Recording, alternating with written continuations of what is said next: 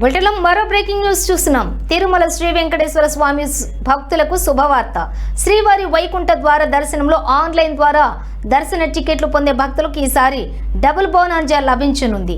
ఏడాది సందర్శన టోకెన్ కూడా ఆన్లైన్ విధానంలోనే జారీ చేస్తున్నటువంటి నేపథ్యంలో ఆన్లైన్ ద్వారా టికెట్లు పొందే భక్తులు సర్వదర్శనం లేదా 300 రూపాయల ప్రత్యేక ప్రవేశ దర్శన టికెట్లు పొందే సౌలభ్యం కూడా లభించనుంది.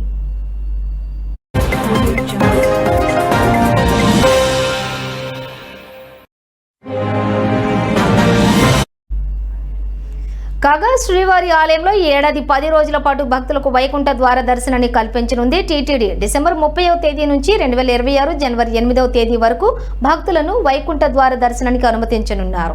సాధారణంగా వైకుంఠ ద్వార దర్శనానికి సంబంధించిన దర్శన టోకెన్లను ఆన్లైన్ విధానంలో జారీ చేస్తుంది టీటీడీ.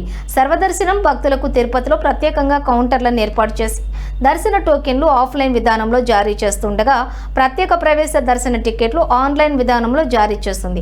ఈ ఏడాది జనవరి 8వ తేదీన వైకుంఠ ద్వార దర్శనానికి సంబంధించిన సర్వదర్శనం భక్తులకు దర్శన టోకెన్ల జారీ చేసే సమయంలో జరిగిన తొక్కిసలాట కారణంగా 6 భక్తులు మృతి చెందటం, 50 మందికి పైగా భక్తులు గాయపడటంతో టీటీడీ ఈ విధానానికి స్వస్తి పలికింది. ఇక 10 రోజులకు సంబంధించి దర్శన టికెట్ల జారీ విధానంలో మార్పులు తీసుకొచ్చింది.